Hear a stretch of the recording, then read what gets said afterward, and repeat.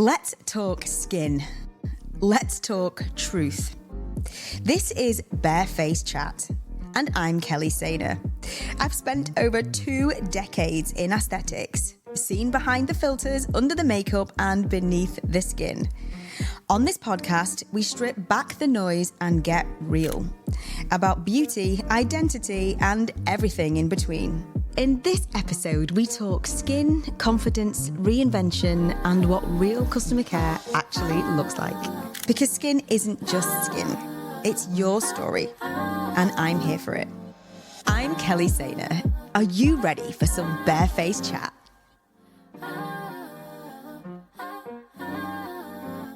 Disclaimer: the views shared in this episode are personal opinion and are not intended as medical advice.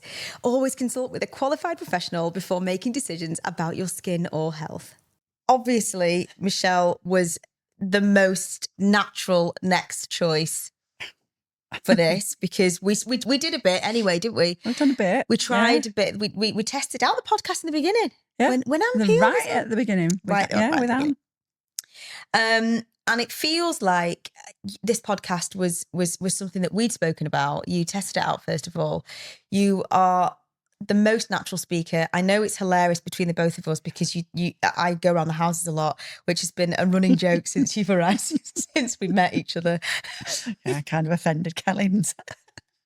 I can't listen to her. She goes on and on and on and off about 25 different tangents. I only asked one question.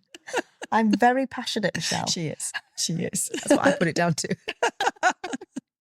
I could say it in 3 when I say it in 75 words. I get it. So it really did feel like Michele was the next natural guest for me to have on. So thank you so much, Michele. I just want to tell you what you mean to me. Oh. And I want you to, you tell me where you can correct me on this because I know about your life and what you've told me.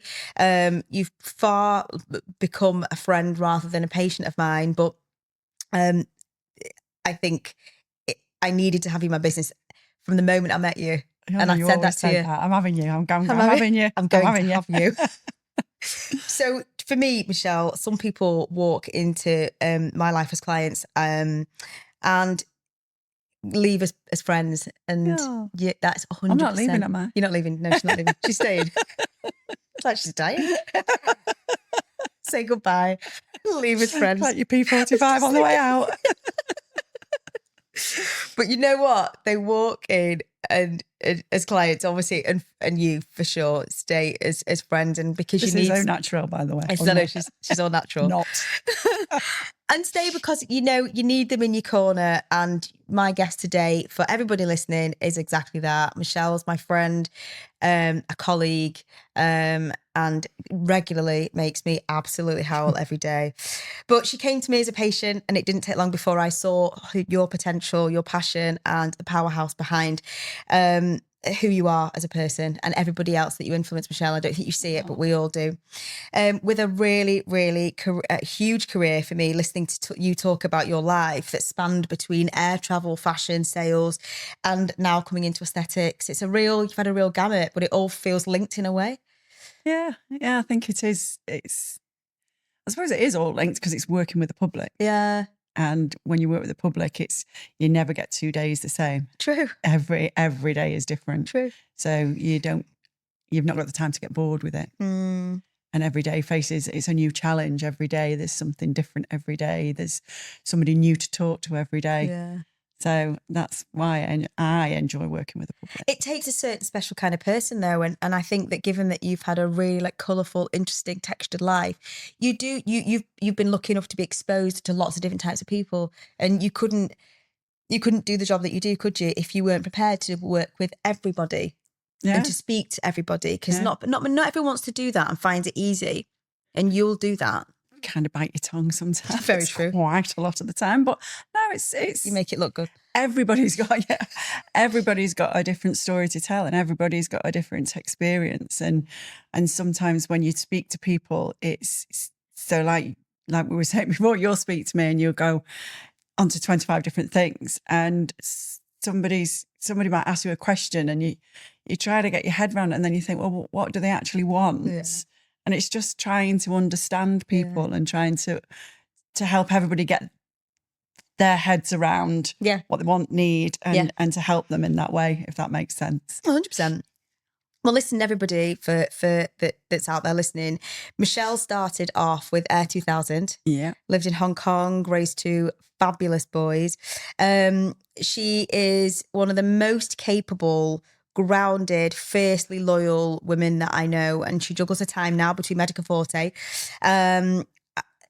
which covers a lot. Dibs in and out of Renew for treatment as well as to work on the podcast, give us advice. But you are, a really standout customer success manager.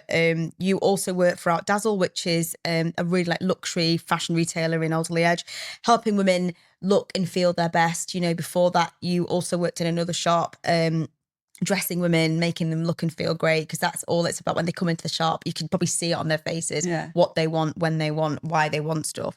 But today we are going to be talking about skin, confidence, reinvention, what real like customer service looks like and how it influences your job day to day in everything that you do in Outdazzle and here.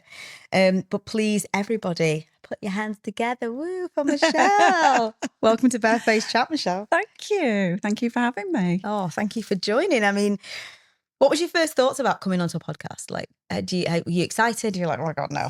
Do you listen to podcasts? I don't. And I was going to try and do listening to a couple while I was on holiday, but I don't know where time goes. Yeah. It just seems to go. You get up in the morning and it's gone. So I haven't. But there are a couple on my list. Obviously, Barefaced Chat's one of them. Oh, goody. That are on my list to listen to. And at some point I will. I think once you start, everybody tells me that once you start, you just won't pick up a book again. You'll just be a podcast Amazing. mad. Yeah. I swear you get more from it. It's fascinating listening to people's, but it's not just listening to people's lives. It's like the intonation in their voice, the passion behind it. It starts inspiring you. Yeah. It's like having a chat. Yeah. Rather than reading a book and just reading the pages. It's almost like being involved in a chat. Yeah. You feel you're there, you know them, you're right there with them. I think it's absolutely fascinating. You should totally do it. And it's transformed the way I listen to people. No, I will. I will move forward and do that. 100%. Wait, on holiday's perfect time, or like just in the air, or just like download, or what? Like when you're flying or whatever. When are you away next? January. I don't think I've put the leave in yet. Tell me, I'm not authorised yet. New year, new days. God, oh yeah. You can have that. New allocation. Well, let's start with the beginning then, and add this notch to your belt. But let's start at the beginning with you and your life at the beginning of your journey. So when you started and with Air 2000, what made you want to be an air stewardess? Like, is that the right word? An air steward? Like what? Stewardess, I think. Cabin crew now. Cabin crew, yeah. I suppose covers the majority, doesn't it? He, we, she, he, them, there. Everything, it ticks all the boxes. It ticks all the boxes. Crew, yeah. So it's something I'd always wanted to do. I just grew up in a little town, and I just remember seeing girls that I'd gone to school with pushing prams at such an early age. And don't get me wrong, that's obviously something that they wanted to do. But I just didn't want to do that. I wanted to get beyond that little town and experience different things. In fact, before I started with Air 2000, I worked for a lady called Margaret Taylor doing promotions in Manchester. Really? Yeah. And when Kendall's was Kendall's. Yeah, I remember. I was one of those people that used to run at you when you were at the lift or getting on the escalator with a perfume. Try this. And I remember it was like a real standout thing, like a British Airways. Yeah. I can't remember what airline it was then. Well, it must have been British Airways. It was British Caledonian. Oh, yeah. Gosh, two stewardesses coming in and going up into the lifts. Were you like thinking, oh, what do they do? I want a bit of that. Really? And then just looking into it, and then Air 2000 was born in 1988, and I started flying with them. Wow. Did you work your way up? Yeah. You start off on a temporary contract, do the summer months. And then if you're lucky enough, you get kept on at the end of the summer months, which I did, luckily. And then you work your way up from just cabin crew to, we had a number one and number two. So your number two is at the rear of the aircraft. Your number one's like your purser in charge of the head of the aircraft. Wow. But because it was a small airline, we knew everybody. Yeah. So it was like going on holiday every time you went to work. It was like going on holiday. And because we literally had 2 757s, wherever we went, there was no passengers to bring back. So we would either mess about on the plane on the way back. The best thing was to sit on a wooden tray at the top near the flight deck. And when the aircraft took off, because you got no passengers, it just went really steep and you'd see how far you could get. So if you could get from row 1 to 33, you were really doing well. That is brilliant. But if you didn't get beyond row 10 or 11, I mean, you were covered in bruises and all sorts because you'd hit the chairs on the way down. But probably shouldn't be saying that. Anybody out there that remembers that, please get in touch with us because Michelle wants to know about you, that she wasn't the only person that did it. Yeah, I'd probably get in serious trouble for that. It's a good job the airline's not there anymore. Wow. But it was just, if we started doing long haul trips. So we go to like Orlando and Bangor, Maine. We did the Gambia, we did Kenya, Mombasa.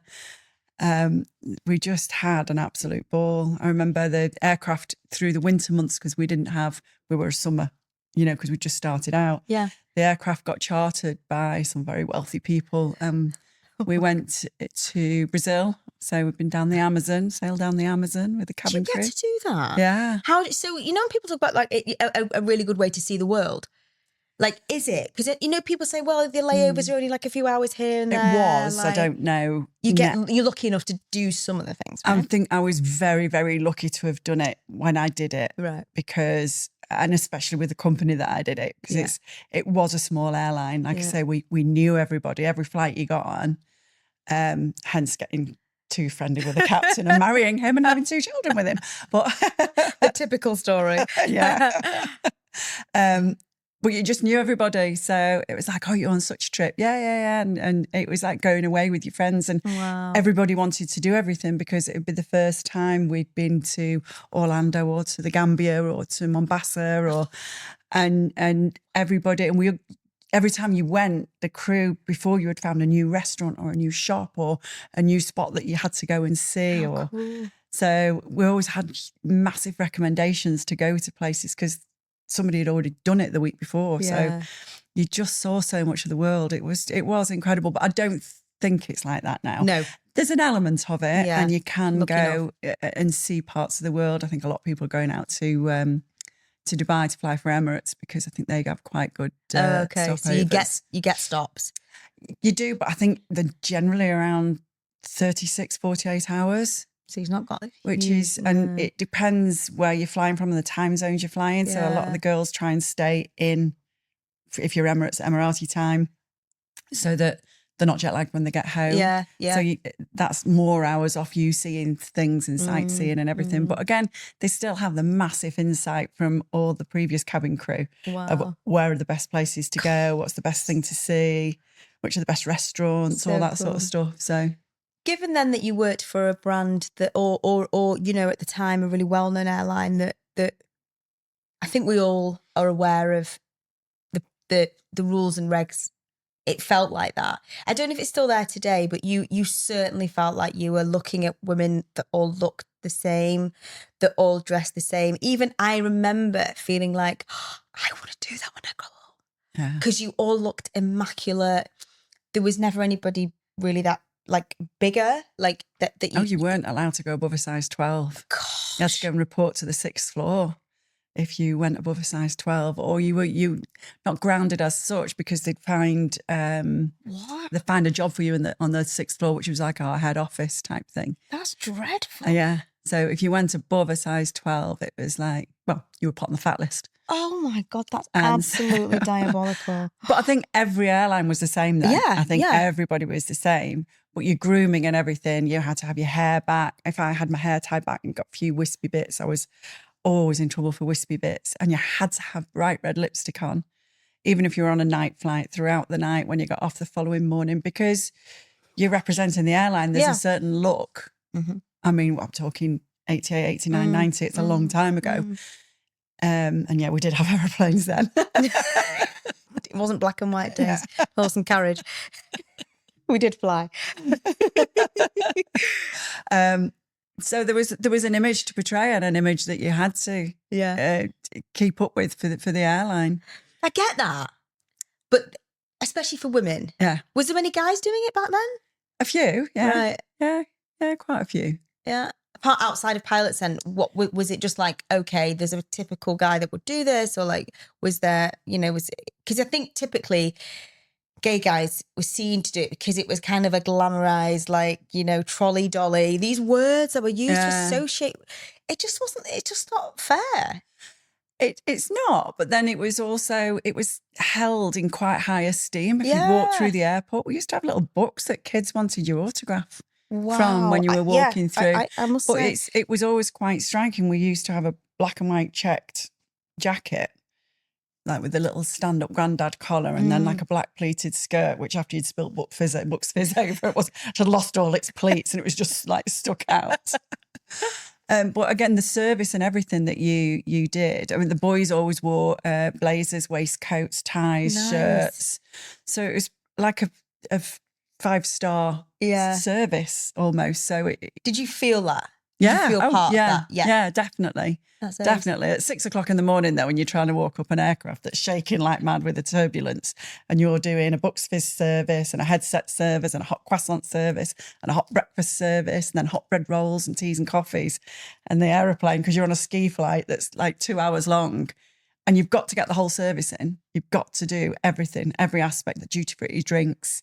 And you'd be like, right, I can see the tops of the mountains. We need to get these carts back stowed away. And wow, it was, before you know it, you're there and back and the day's gone. Did you get told about, talking about turbulence there, the safety of flying? Because I think there's still like nervous people that obviously, people that nervous that drive, people are nervous that take the train. And, flying is a big one though. People get really scared about flying. I think it's because it's not in your control, but it's one of the safest forms of travel. You think how many planes go around the world day in, day out. All you need is one of those apps on your phone to spot an aeroplane. And certain places are just absolutely rammed. I think it's very, very safe. And turbulence and everything, it's just, you go over a pothole in the UK, you can end up in more trouble than just with a bit of turbulence. You've just got to think it's a great big thing in the sky that's bouncing around a little bit. But ultimately, once you've flown through that, and pilots will do their utmost to avoid most of the turbulence. Yeah. Clear air turbulence you can't avoid, but everything else it's a very, very safe form of travel. Did you ever feel a bit of like, when was there ever There's a few. Yeah. That you thought this is scary moments. Yeah. Gosh. I remember being on flights with my mum and dad. Obviously we'd been to Jamaica, haven't we? But one of the biggie ones was a flight to Orlando. The plane literally dropped. I mean, it was just so scary. Yeah, it can be scary, and it is. Hence why they've told to keep your seatbelts on loosely. And I mean, I'm sure protocols have changed, but they can't change that much over the years because it's everything's still more or less the same on a plane. But it is one of the safest forms. It's just unfortunate that if something does happen, it's the number of people that are involved. True. A car crash is 1-2 people. This is big. It's numbers. It's big. Of course. It's big. Wowza. Gosh. So it still pisses me off just while we're on that. You know when the seatbelt sign goes out or like comes on and people have got to keep it on and they go the minute. I'm like, fucking sit down. Yeah, just sit down. Why? What's the rush? Where are you going? We're on you're not getting off. Yeah. It's Where so are you going? Annoying. I don't know if anybody else finds that really annoying, but it really pisses me. Anyone else who does it pisses me right off. So if you're near me, don't do it. Yeah. I just like, wait. Yeah, just wait. I'll see you in, I'll go take my time. I'll keep my seatbelt on and I'll adhere to the rules and I'll still see you at the carousel waiting for your luggage. I am like super excited for my holidays and it literally ping. They're like, where are you going? Elbowing you out the way. Yeah. Anyway. Enough about that. It's just a bugbear of mine. I'm sure it is for lots of people. So, you've had a major career. Like, tell me a little bit about, being in Hong Kong, for instance. Like, what were you working at that point? Were you with the boys at that point? Did you make a move because you were married to a pilot? Like, so John ultimately came to he'd sort of reached the pinnacle of his career with Air 2000. He was a training captain. He was the youngest captain in the UK at one point. He was 26. And there was a guy called Neil Burrows who was our DFO. Who was an amazing chap. Yeah. God. How old were you?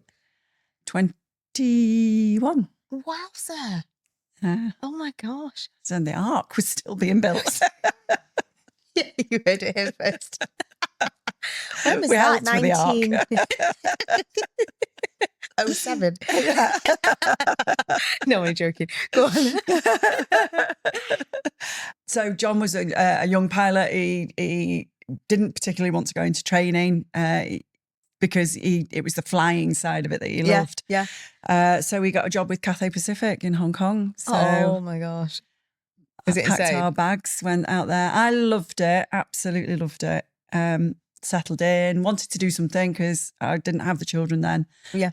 So I went and worked for British Airways in the first class lounge over there. Oh, wow. Which was good. And then uniform started getting a bit tight. And I thought, oh, too many first class treats. But it wasn't, I was pregnant. Oh. And so I had Jamie out there. He was born at the Matilda Hospital on the Peak in Hong Kong. Gosh, what an And interesting... poor little Reeve was born in Mac. Oh.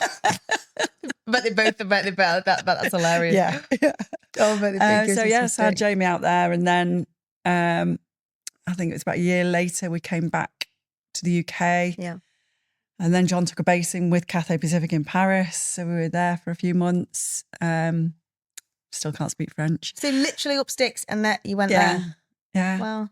And then came back to the UK and we were here. Well, been here ever since. Yeah. But unfortunately we parted ways. Yeah. Shortly after Reeve was born, a couple of years. Yeah. And then that's it. Just after that, then you went to work in sales. No. Yeah. Yeah. Yeah. For gosh, I know. I went to work for Jude at the Nail and Beauty Clinic in Titherington. That's right. That's right. You were there, weren't you? Yes, of course, because you've done that side of things as well. You've done beauty therapy as well as sales, and then worked in fashion. It all feels very nicely linked. But what an experience! What was it like living in Hong Kong in a very different culture? And was there an expat community out there for you to feel like you were part of? Other people like this that looked like you? Like, did you was it strict? Not strict. There was a massive expat community out there because Cathay Pacific at the time predominantly had European pilots. Right. I could be wrong in that, but I'm fairly certain that Australian, American, lots of Europeans. But 2 or 3 of John's ex-Navy friends were out there as well with their wives and children. So they kind of took me under their wing and showed me different things. And then we were quite lucky. It was still under British rule then. I mean, not that it made any difference. People do still visit, but we lived very rural. We didn't live down in Kowloon or on the island, which is where it's all sort of high rise and built up. Right. We lived out in a place called Sai Kung, which is like a massive big country park. Oh, wow. We've got beaches and woods and trees and forests, and it was beautiful. So you weren't really integrated into sort of Hong Kong? No, you dip in and dip out. The public transport over there was incredible even back then. But we would have friends come and stay, and got a huge house, and we had a share in a junk that you used to take out to the outlying islands. Oh, wow. And if you went to the toilet, you'd go into this wooden shed, and if you went for a week, you could hear it landing in the sea below. Oh my God. No. You were like, oh, nice. Okay. Oh my goodness. What but experience. The seafood on these places was incredible. Oh, it was absolutely to die for. Oh, God, I know when because the boys used to go out and stay with John because he went back to Hong Kong, and they'd go out and stay with him, and they've been to Loy Lam's mum on Lama Island and on Lantau Island, and it's amazing. And when you go for a week, it goes straight in the sea. That was so strange. Oh my God. But it was, and Sai Kung, what the weirdest thing, the bit that you can't get your head round, is the desire for freshness. So if you were going to a fish restaurant, your fish would be swimming in a tank, and you'd go up and pick which fish you wanted. Oh, wow. And if you only wanted half a fillet, they would take that half fillet off the fish while it was still alive. No. So the other half of the fish, I mean, it's just brutal now when you think, I'm sure it still goes on, but the fish would still be flapping while your fillet's frying somewhere or steaming somewhere with a bit of garlic and black bean or whatever they cook it in. That is a new term to fresh, right? Yeah. And you all the fish tanks everywhere, you just go up and pick your fish. And gosh. I know, so that's a bit cruel. The closest I've done to that is pick my lobster in Anglesey. which was amazing. At the lobster pot.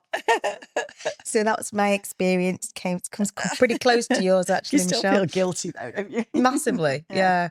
And you know that they've been, they've been alive a few minutes earlier. But you do. There's a certain element of. In Hong Kong as well, you've got something of the heat, the humidity. So keeping things fresh is always a challenge anyway. So I suppose to a certain extent, it's just, and it's their way of life. It's their ways, yeah. Isn't it? Their way of life. That's what they did. So Hong Kong sounds incredible. It was. Talk to me about when you came back over to here then, and you went to work. You worked for Jude, obviously, and then after that you worked in sales. Yeah. And then after that you worked at Daniel's, then Pure, then at Dazzle. So in between all that, I had six years where I was a project coordinator for a student accommodation company. Oh my gosh. We did fit outs, so full FF&E for student accommodation. Yeah. I was one of the coordinators on the Westfield site, which is over 1,000 student bedrooms. Yeah. Just outside of London. Yeah. So that was good. That was challenging. That was cool, yeah. It was different. Yeah, interesting. Enjoyed that. But that, again, still speaking to lots of different people all the time. Yeah. So doing your site visits as a coordinator, just trying to get the best prices for things, the products. And so you were always talking to different people, trying to create relationships to basically bleed them dry. See how cheap I could get things out of them. Oh my gosh. So then when I left there, that's when I went back into retail. Okay. So what made you go back into retail? The company went bust. Clearly I didn't do a very good job. I see. I'm getting the best deals. Yeah. It was just a very, very competitive market. It feels like customer service has been at like the heart of what you've done. Like why the consumer? You touched on before the diversity, the way people, wanting to understand people. Is that come from flying? Is that, you talked to me earlier on today as well about the fact that you were taught customer service. You wouldn't ever get that today. No, and most jobs. I think you can tell. So when I meet up with some of the girls that I used to fly with, you can just tell it's about how you present yourself, how you deal with other people, bringing yourself to people's level. If somebody's sitting down there, then you crouch down and talk to them, or just.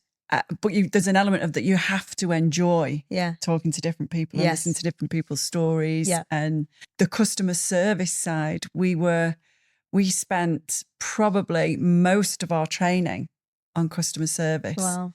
And the actual service that we provided as an airline. 100%. We were the caring airline. Oh, you weren't allowed to go into the cabin and say, do you want a coffee? Would you care for coffee? Would you care for a bread roll? Would you care for a croissant? Would you care for a Bucks Fizz? And you always had to go into the cabin with a tray in your hand, because you couldn't just pick up you see these stewardesses now and they're shoving them in the pockets, glasses, and you had to have a tray in your hand. You always had to clear and collect with a tray. Were they an expensive airline? No. Right. But we were in the same time as Monarch. Monarch always had a great service, good, and Air Europe. Do you remember Air Europe? Yes, I do. So it was all around that era when it was it's part of your holiday. Yeah, it was part of your holiday. You're absolutely right. Yeah, and it was a privilege. It's not like you didn't hear then of aircrafts being diverted because somebody's having a scrap or somebody's been abusive to a hostie or somebody's very true. Somebody refuses to fasten the seatbelt or. You're right. It was a major privilege to fly, wasn't it? Yeah. And as much as people complain about the prices of flying going up, I do think it will make it more of a cherished pastime, rather than getting on a flight, it's only cost us 25 quid for the ticket, so we'll get absolutely bladdered at the airport, and then we'll get on the plane, we'll get even more bladdered, and we'll just abuse everything that we're told to do. And if the price goes up, then I think that reflects in your treatment of it. If you pay more for something, you generally respect it and treat it better than you do something that you've bought for a fiver down the road. You're absolutely right. And we talked a bit about that in the last podcast with the makeup artist. She's just put her prices up significantly. And she's only 30, and she realised that there's a perceived value to things, and that instead of doing lots and lots and lots and lots of work all the time, she realised that she needs to have people pay for her service, value what she does, which I thought was really interesting. And I think that perceived value, like you say, save up for it and you can afford to do it or whatever, you know, or you choose that because you want the best for that at that moment or whatever. So you could have 10 holidays and go to just go like really budget and not appreciate any of it. Yeah. Whereas if you've saved up and go for one really nice holiday with really nice travel and really nice hotel and food and everything else, I think that will stick in your mind more. Yes. Than, I mean, that might be a personal preference, but that's what I would rather do. I would, and it's the same with skincare or with my clothes. Yeah. I would rather have less of something, but higher quality. Yeah, I get that. Do you think that because I'm the same, I like that, to live like that. I don't always buy, like we speak about buying Zara and stuff like that. I like to have certain pieces that look nice with other things like day-to-day stuff. I'm quite demanding when I go for dinner or whatever. And in work. Only I'm allowed to say that. When I eat out, like when I'm spending money, and that's because I think I've grown up very customer service minded. Do you think it is a bit of a lost art? Because I feel like I'm trying to instill these values in my boys now. And of course, they're like younger than your boys. Ollie's 20, Cole's 7.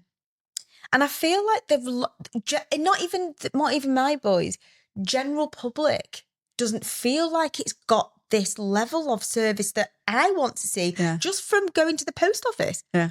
It doesn't have to be like, because I need to be in a poshest restaurant. No. Just in general. I don't think the level of service is out there anymore. Do you feel like it's a lost art? Do you feel like they're just not? I don't think people care as much as they used to. I don't know whether that's a generational thing or whether it's just like you say, it's not instilled in people anymore. But I don't think, it's very rare that you get that service. You can go into a restaurant and get shocking service, and you can go into a restaurant and wait and wait and wait and wait and wait for something. And then, we're really sorry, but you know they're not sorry. They're just not bothered. Yeah. But the same, I don't know, I just think the country's going down the pan a bit, if I'm being brutally honest. Do you think we need to chill on it a bit? Do you think it's moving, it's this way because we are still stuck in our ways? Like, you know, things like sayings like respect your elders, you know, these sorts of things. Do you think it's an old-fashioned, archaic kind of mindset now? Do you think we need to be a bit more free with it? No, I think having respect. It's like we watch so many police programs because Rick loves police programs. And I sometimes sit there and I'm like, we used to be frightened of the police. Yeah, absolutely. But you'd respect them, you know, if you saw a policeman, you'd be like, absolutely. And still, if I go past a police car now, I'm like, I'll sit up straight. I am. Yeah, I'm checking my mirrors. I'm doing everything. Yeah. Check the speed. Yeah. It's about having respect. And I just don't think there's that around anymore. And I don't think it makes our country a nice place. Yeah. Okay. That makes sense. I think we all could learn from our elders. Yeah. And from older people. I am one of those now, that you should respect people. Yeah. You know, some of the older people that you see around that you think, oh God, hurry up, or, you know, get out of my way, or what they've been through in their lives, and what, you know, you don't know what, if it wasn't for them and their husbands and people that were here all those years ago, we might not be here. We might not be doing what we're doing, and just have a bit of respect and think beyond, I need to get to there, or I need to do this, or I need to do that, or what you're doing. And I know it's a bit of a rat race. Everybody's always got to be A to B. But there's a little lady that I see every morning when I take Bailey down for a walk. And she has one of those fleeces on, you know, with the white wolves on the back. Yes. And so I always recognise her. And every morning she walks up Buxton Road, and she must set off around 7 because I get there about 7:15. And she goes to the co-op. And every morning she gets a few bits of bread and a milk and a papers, and every morning she walks back. And when we had that really bad snow last year, I missed it because I was on holiday. But when I got back, it was still there. And the road outside of the co-op on Buxton Road with Black Road was just really, really bad and really icy. And I stopped and I made sure that she got beyond the bridge and went further down, helped her down. I went, you really, really shouldn't be out in this. I said, if one slip, one fall. And she just said, I have to do it for my own peace of mind every day. And it's something I will always do until they carry me away in a coffin. And she just, that independence and that, and she really didn't want me to help, but she was glad that I was there just in case she did slip, because it was so icy. And I always think, you know, you don't know what that lady's been through in her life. You don't know. You don't. What she's had to put up with is, you know, and I didn't want to delve, but, you know, true. Does she have anybody to help her? Does she have to do that?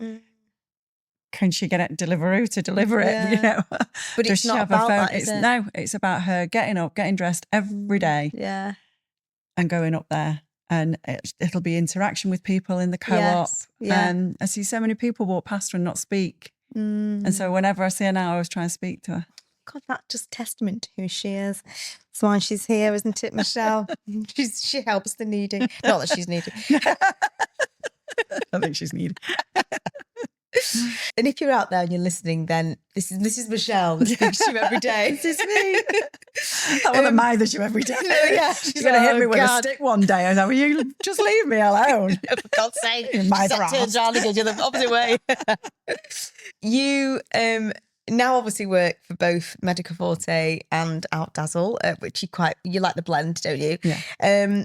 When we met then and you came here, what were you looking for, first of all, if you don't mind talking about your treatments? I'm not going to delve into deeper treatments or anything, but what were you looking for in the first instance from given that you just told me how sort of customer service focused you are, what were you looking for? And, you know, what kept you coming back when you first found us and we first found each other? Oh, well, you wouldn't believe I was 90, would you? Kel's done that. Well, I first came to you through a friend. Yeah. I won't mention her name. Okay.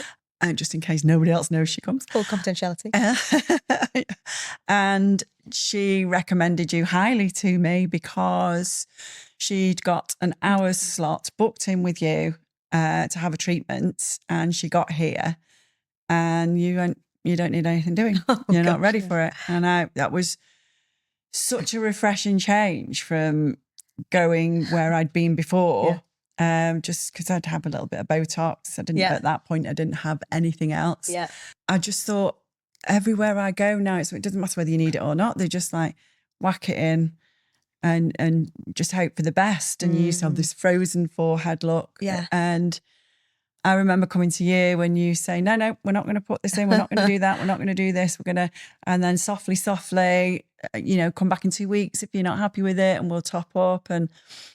And so instead of having Botox to make my face look frozen, I suddenly realised that you could have Botox just to soften the creases and folds and little wrinkles that were appearing. That's really cool. On a daily basis. On a daily Absolutely not. Look at you there. Look a day over 90. No, that's ace. Obviously, because you'd been on both sides of it. Did you feel that it was somewhere to be like you trusted it and think, you know, did you feel like I could work here or?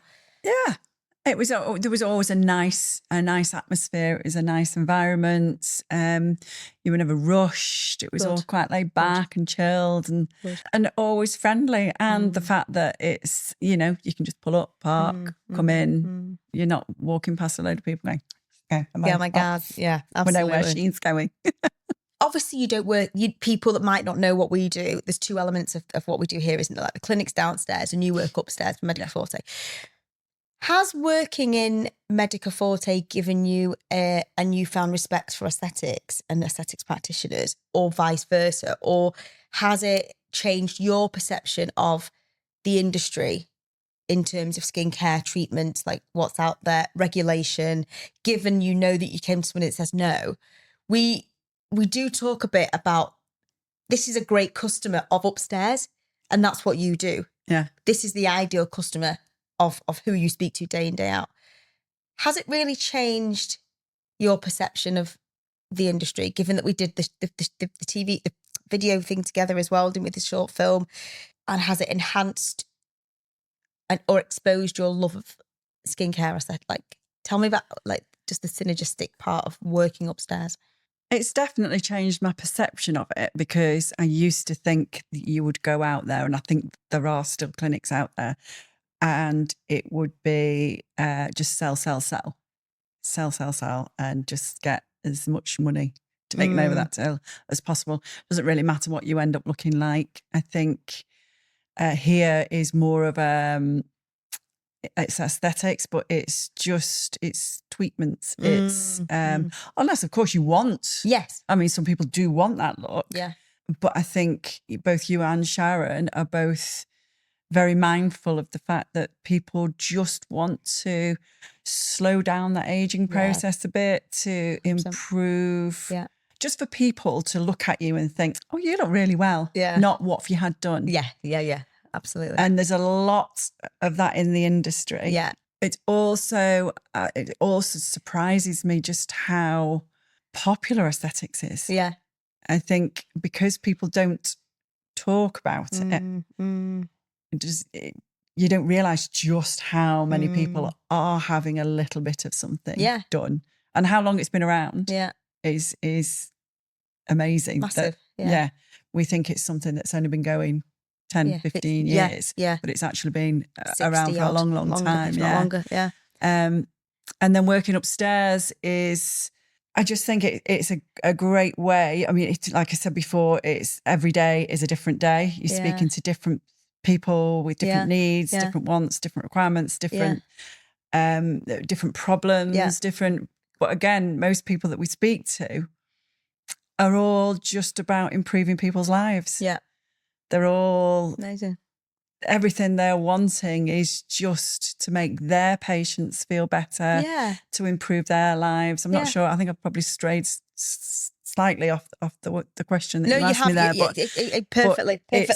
It was about upstairs and the synergistic part of it. So you answered it beautifully. I just think it's incredible that all the practitioners we have are all about helping people to prolong youthful looks, to improve on any imperfections that they may have, but in the best way and in the most natural way. And I think, I don't know, sometimes you speak to practitioners and they've had such a profound impact on their patients' lives.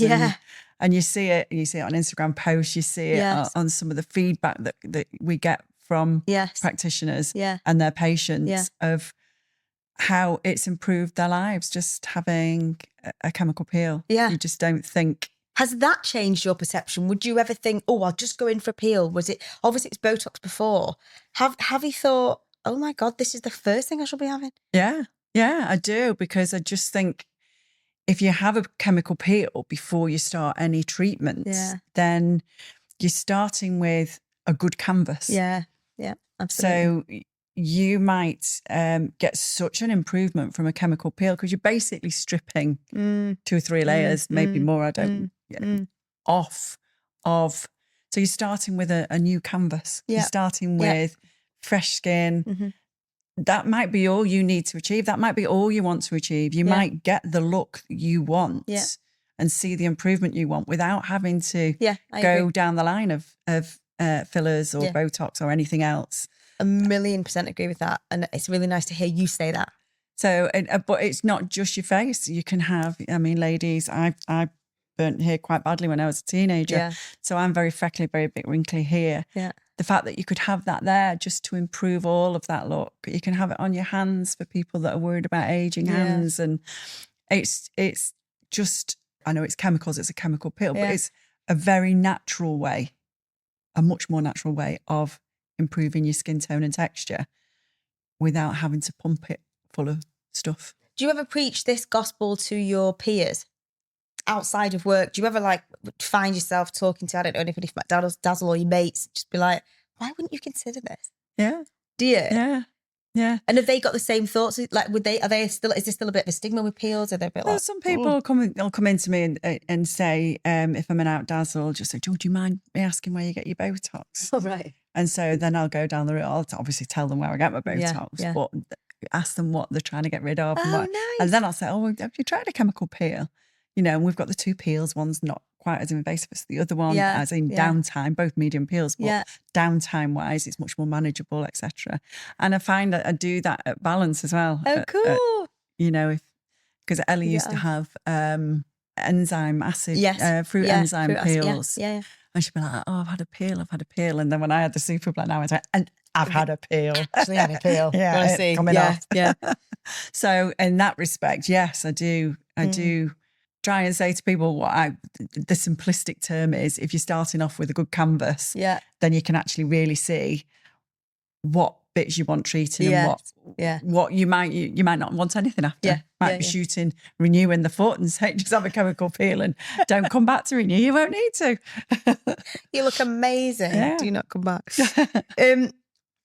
That's really interesting, actually, that you talk about that. And I think giving other people seeing that not just Botox and fillers is where it's at, actually doesn't have to start there at all. No. I think gives people the ability to maybe have a look into something a bit different. Yeah. Because the thing is, with Botox and fillers and peels, it's about bang for buck. And the UK's made it bang for buck. Botox and fillers are the more cost-effective treatments, rather than looking, actually, we know that the more cost-effective treatment for longevity, long-term, a multitude of things would be a peel, but it's still not quite there yet, because I think there's a lot of educating to do. Yeah, toxin and fillers are.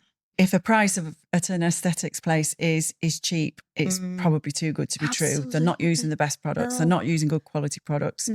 You might end up going for your Botox every 2 to 3 months because it's wearing off. Absolutely. Whereas with a peel, all right, you've got your 28-day with your full, where you'll see the full results, but that's still working. Yeah.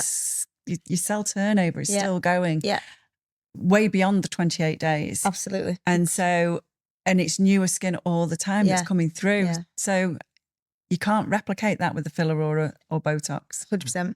It's much less tangible. However, it's much more efficacious long term. Yeah. For sure. So, you've got these two big roles, like you outdazzle and then here. I mean, obviously they don't overly clash. I think a time ago, Michelle, you got asked, you were doing quite a bit. You were doing a lot, weren't you? Like 6 days a week. Are you doing that at the minute? Well, let me ask that first question first. Are you doing that? Are you doing 6 days, or have you chosen to not do as many? I've chosen not to do as many. However, because Sally's decided she wants some leave, I have got my bad planning, 2 weeks where I've got 6 days, but I know. Okay. But it's only because I'm covering and it's only for 2 weeks. Yeah. But in general, I'll have 1 week where I've literally got 4 days in, which is here. Yeah. And then I have a Saturday off. And then I'll do the following week and I'll have my 4 days in here. And then I'll work a Saturday. That's right. So 5 days. So I'm not doing more than 5 days. Okay. And it's actually quite nice because I'll have a Thursday off. And then come in on a Friday. Yeah. And then sometimes I've got Saturday, Sunday off. Yeah. Or the following week, I've just got the Thursday off and the Sunday off, which is nice. Dead nice balance for you, isn't it? Yeah. Oh, and I do like and I do like the two different jobs so it's only a Saturday, popping into Outdazzle. At the moment, we're planning next spring, summer 26. Ooh. Like different outfits, choosing different fabrics. That's cool. So different styles. And I'm always like to Sally, I'm like, no, you want it lower. You want it shorter. You want it floatier. And Sally's going, oh, it's a bit lower. No, if anybody wants it, you shove something on underneath it. If these are out, these are in. If these are out, these is there a thing with that? Is that an actual thing? Yeah. You should only ever really show either your legs or your boobs. Okay. You shouldn't have everything on display. Okay, good. I like that. I don't have anything on display. I never do. She doesn't. Your age now, are you finding that you want to slow down? Do you love the fact that you're still working? Like, I feel like when I get to for 57, I'll still feel, I can't imagine not working. No. Do you feel like that? Yeah. Like you can't. Yeah. I couldn't stop working. No. I can't even imagine. Sometimes like when I've got 6 days, I'll probably think, yeah, like everyone would. Yeah. But I can't ever imagine doing, say, less than 3 or 4 days. Right. I think I'd be bored. Yeah, I do. I think I'd find lots of things to do. Yeah. But then I'd be like, right, I've done all that now. Do you feel like it gives you a sense of purpose still? Yeah. Yeah. And you learn new things every day. And you're meeting people every day. And Yeah, I agree. I like the routine. I like the, you know, get up just before 7, throw my gym gear on, take Bailey out for a walk. And she's always, you know, dead eager at the door, wants to go and get out and see different people on the dog walks, chat to different people, and then come back, showered, changed, into work. And so you can't imagine being a lady at lunch. Like, you can't imagine being no. I can't for you, because you get stuck in quite a lot. But I just wondered whether No. So like on a Thursday, I'll go out with Debs or with Sam, or sometimes just stay at home and just potter and do. And Rick always says to me, what are you pottering about? Well, there's all sorts to do there. There's always something to do. Yeah. And then if I've got the weekend off, sometimes if I've got a Saturday and a Sunday off and I've been off on the Thursday, I'm like, what shall I do? And you think, I don't know. Sometimes I find myself going down to Mount Dazzle and I'm not even working. Oh, brilliant. Just to go and see what's going on and see what's come in and what the new stock's like. Or I'll go and see Avis in Daniels and go like, oh, I forgot. Oh, brilliant. But I just, to get 2 days together off it's like, it's unheard of. Yeah. What do I do? What a treat. You know, when working in the fashion side, you've moved from like skincare to, you know, various sales and whatnot. Is having that passion for making women, because one thing that none of you will know about Michele is that she can look at you, tell you what size you are, what would suit you, what wouldn't suit you within about 3 seconds. She shouldn't be wearing that. You are so good at that. Is that come over time? I think so. Yeah, I think you generally know your stock if you're in Outdazzle. Yeah. And so you know what would suit you, what styles would suit you. And that just carries on with fashion. I like looking at fashion. Rick always says to me at night, are you shopping again? I'm like, no, I'm just looking at what's new in. Yeah. And I'm not looking because I want to buy it all. Yeah. I'm looking at, that's, oh, right, I've got something like that. It refreshes your memory of what you've got in your wardrobe. Yeah. And what would look good on certain people. And because I just constantly flick through it and think, oh, that's back in fashion, that's back in, and that's back in, and that colour works with that, it just makes you, like, I'll see something and I'll think, oh my God, Kelly would look mega in that. Oh, really? That would look really good on Kelly. No way. Louise would suit that. That would really suit Louise. Oh, wow. Or let's put Louise in that for a laugh. That's even funnier. I love that. No, you look lovely, love. Oh, that's brilliant. But no, it's I think just over time, you just pick up and see what would suit certain people, and what you know, you can see people pulling things out and you think it's just so not going to suit you. Yeah, you know. But how about trying this? Oh, wow.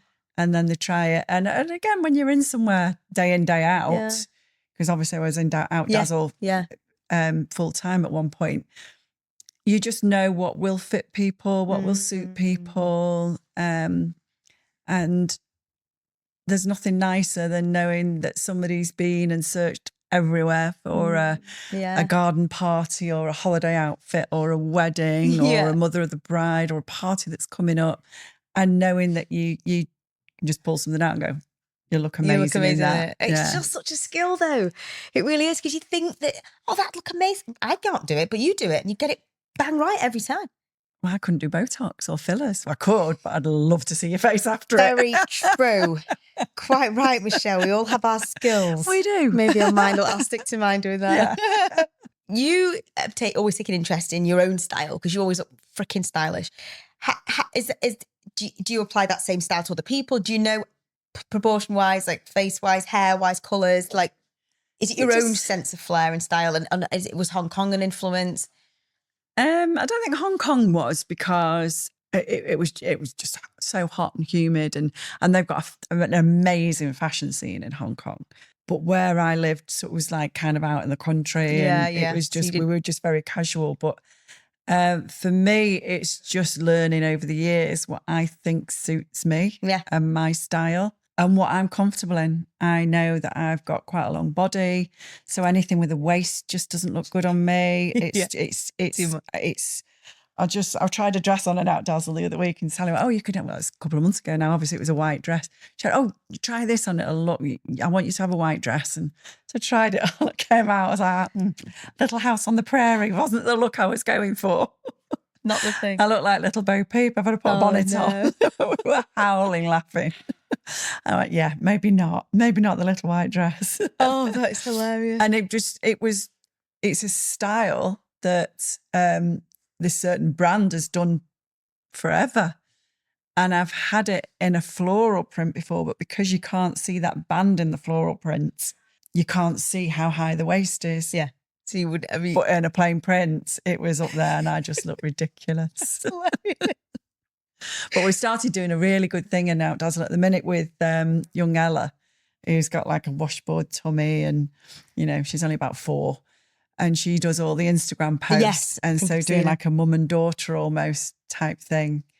And that's a good way to show how how an outfit, how an outfit can still be worn by somebody that's much more mature than young Ella is. With, because that's a huge thing, isn't it? Yeah, and it's having the confidence. People are, I can't wear that. I can't wear that. Yeah. Well, you can. You just don't need to have it hoisted up here or showing all your midriff or down on your hips with your thong hanging over the top like they're wearing at the minute and all that sort of stuff.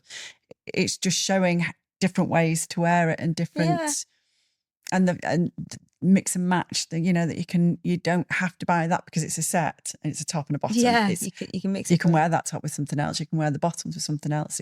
It's just learning to mix and match the different things. You're so good. Honestly, I could sit and listen to you all day about stuff like that.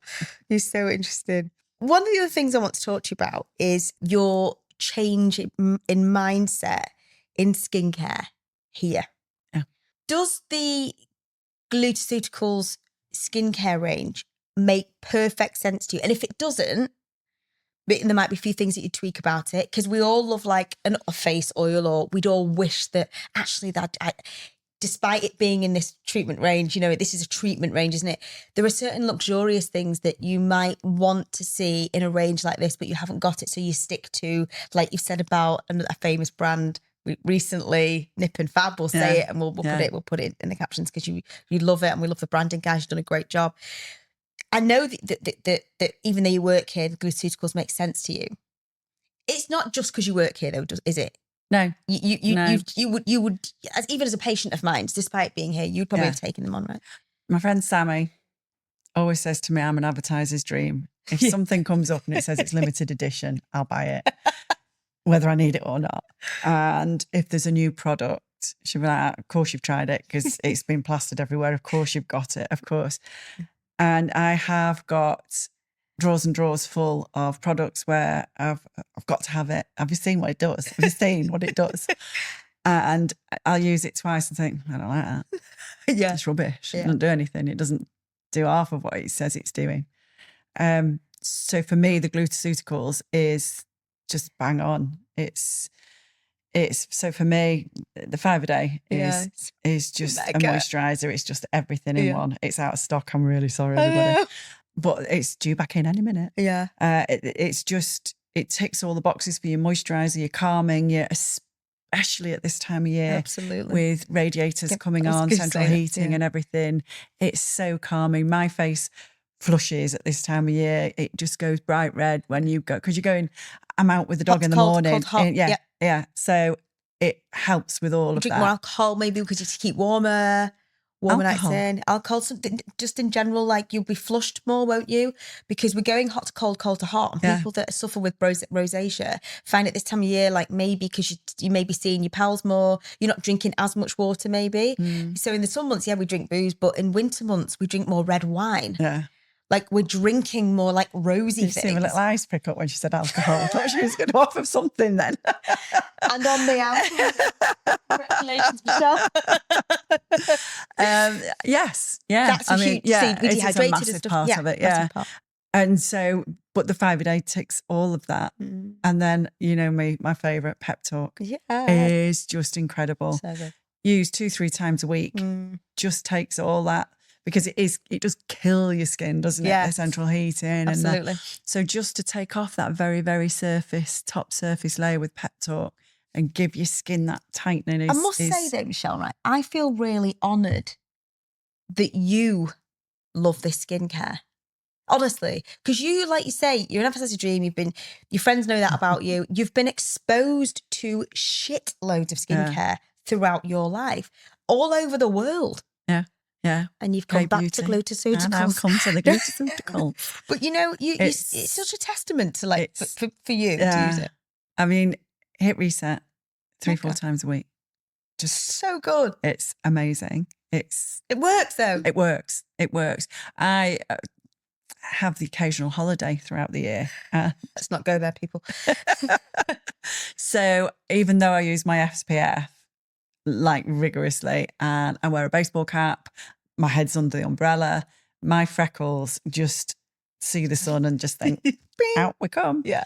Hit reset and pep talk all help with that. They just, when you come back from holiday. Yeah. So I don't take those on holiday. I take pep talk, which is quite right because of the acids. I don't take my hit reset on holiday. Yeah, correct. But when I come back, I can just see it starting to calm it all down, starting to, take the freckles away, balance it all back out again. And it's just a mega product. Amazing. So I just think the two things that I do use are an eye cream. Yeah. And as you said, my Nip and Fab peptide oil fix, whatever it's called. What would you like to see in the gluceuticals range then? Those eye care. Yeah. And like a finishing oil. Nice. So I didn't realise how much I would quite like this finishing oil. But there's only so many layers that you can keep going, if you've got your HA and when you've got 5 a day. And bear in mind, I've only really turned to the peptide thing since we've been out of stock of 5 a day. Absolutely. So I might feel that I don't need that. Yeah, once 5 goes. 5 a day's back in. Same. Because that is so nourishing and moisturising that I might not need that then. So it'll be interesting to see how I carry on with that. Yeah. And how many times they post the adverts for it. That's so true. But I might feel that it's too much then because I remember last year, once you'd done your cleanse, your tone, your moisturise, your serums, your thinking, and then your SPF, and then thinking, I feel like I'm out here already. Yeah. So it'll be interesting to see whether I still feel the need for it. Or I might just reduce it to 2-3 days a week or whatever. But I was going to say, I think that for me, like that additional eye cream is like more products in the range, and I just need less products, like for me to actually bother doing it. Yeah, and I like the fact that with gluceuticals, it's the maximum you need really on your shelf is 3. It's amazing. Out of the 5 products, 3 would see you through each season. Wouldn't it? Yeah. That's it though. Yeah. It's a real like coup and move like into new skin routines, new skin products, because I never thought I'd use 3 products that would work. No. And it's actually nice having space on the bathroom Isn't shelf. It? When you go away, if you go to a hotel overnight, just you're 3 like, products. Yeah, I swear to God, it does work. Sometimes during the podcast, towards the end of the podcast, Michelle, we tend to look at Reddit style questions about what people are saying. So I'm going to talk a bit about this for the two of us. But a few questions that people have said are, how do I reinvent myself after 40 when I'm not sure what I want to look like or for my skin to behave like? How would we answer that? Like, how do I reinvent myself? This is a question on Reddit that somebody's asked Reddit. How do I reinvent myself? Yeah, I can see why, because I think you can become a bit more invisible. Your style changes. You look on, when you're watching This Morning and you see the 40-year-old model, which isn't the 20-year-old model. You go to Zara. Can I still do Zara? You're not doing Miss Selfridge anymore. You're not really doing New Look. You might find something in New Look. Your skin changes. It becomes more dehydrated. Maybe you're touching menopause. Yeah. I can see why you all of a sudden you go, oh, does this work for me? Yeah. How do women come in, like you say, you've got Ellie's and then you've got like the olders. After 40, to reinvent yourself, do you go different colours? Like, I get it. I don't think anybody really needs to reinvent themselves. No. It's about, for me, it's about what you feel good in, what you feel relaxed in, and what I think your skincare, yes. Probably. I mean, some people still got the blue eyeliner. It's gone out of fashion and coming back in fashion again. Yeah. I think everybody needs at a certain point to empty that makeup bag and empty that skincare cupboard and start afresh. Yes. and start with a new routine. Yeah. And I think generally, as a person, I think if your skin looks good and your hair looks good, I think you feel good, you feel better. Yeah. But it's just about experimenting. Yeah. Experimenting with fashion. Yeah. I don't believe that anybody after 40, you should say, I can't wear a short skirt, I can't wear a blouse, I can't wear. It's mutton, just though. How do you do it? You just do it right, do it well. Just do it well. Yeah. And just do it. And like I said, you don't need 25 different short skirts or long skirts or whatever. Just find one style that suits you. Oh, I like that. And I just think that's, if you find something that you're comfortable with. Yes. And that suits you and your shape. Yes. Then that's when you can start tweaking. And if you're not sure of what you want, go to a shop, go and get a personal shopper. Oh, cool. Go to Zara, go and take 25 things into the fitting room and try them on and just think, I wouldn't normally wear that, but I'll try it on. Have a look on things like Pinterest, on Instagram, on TikTok, and just type in fashion. Oh, it's so and it's not all about seeing that young skinny girl with. It's just look at what styles you like. So you like that dress, you like that. What is it you like about the dress? Is it the collar? Is it the sleeves? Is it the length? Yeah. So I love that dress, but maybe I can't wear it because it's dead skin tight here. Yeah. So have a look for a similar dress with a similar collar and a similar sleeve and a similar length, but that isn't fitted, or that's got a self-tie belt that you can maybe take the self-tie belt off with and put a loose hip belt on. So it's nipping you in a little bit, but it's not pulling you in because you've got a midriff or, because of menopause, you've suddenly gone square around here. Don't be afraid to cinch that in a little bit, but you don't need to hoist it in, and you don't need to have an oversized dress. You don't need to wear something too big. Still just show your silhouette. I think we need like a Michelle weekly episode because this is really, you don't realise how good you are at it. You're so good at it. But a lot of people that put weight on around the middle are so paranoid, so they wear big baggy tops or big baggy dresses, and you're just making yourself look 2 or 3 times bigger than you actually are. Yeah. And so don't be afraid to just have a loose belt. It doesn't have to be tight. Yeah. Just lower. Like I said before, I've got a long body. Yeah. So if I've got something tight round here, it just makes me look the weirdest shape. Whereas if I have it looser and lower, it's still cinching you in, but it's flattering. It's flattering your shape. That's we need to, along with like the makeup artist day, we need a fashion day, babes. What else have people asked? Okay, what's the most life-changing experience you've ever had, good or bad? Anyone else feel like confidence comes from your outfit and your skin? I swear it's both. That's an interesting one.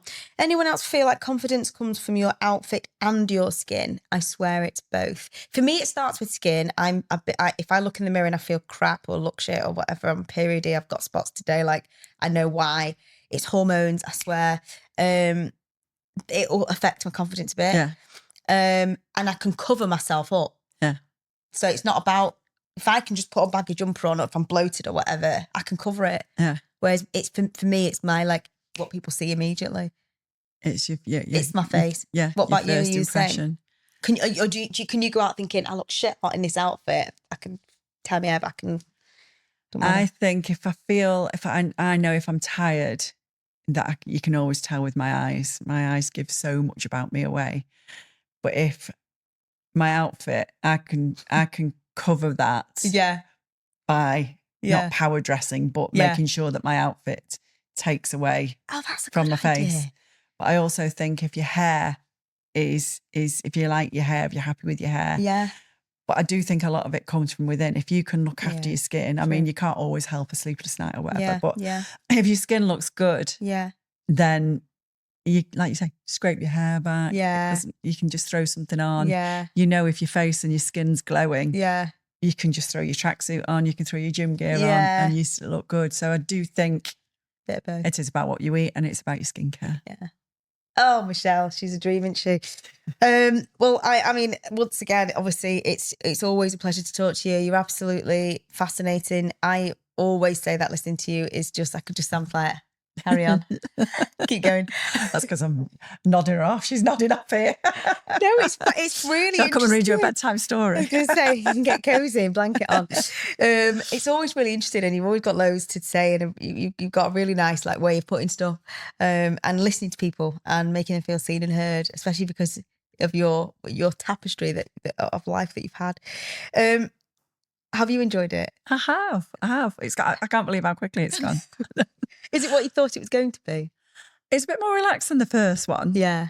And the fact that I was hoping you weren't going to ask me any really difficult questions, which you didn't. Absolutely not. It's about you. It's about a chat. It's like a trip down memory lane, really. It's because you forget about things. You forget about things that you do in your life, don't you? Yeah, definitely. And just thinking about like some of the trips that we did with the airline and all that sort of stuff, it just brings it all back when people talk to you about it.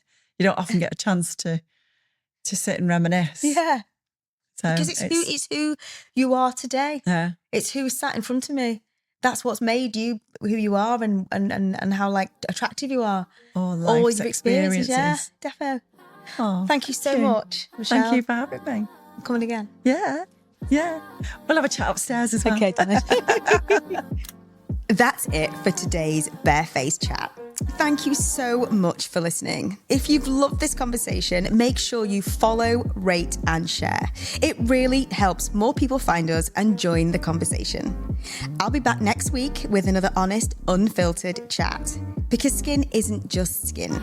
It's your story, and I'm here for it.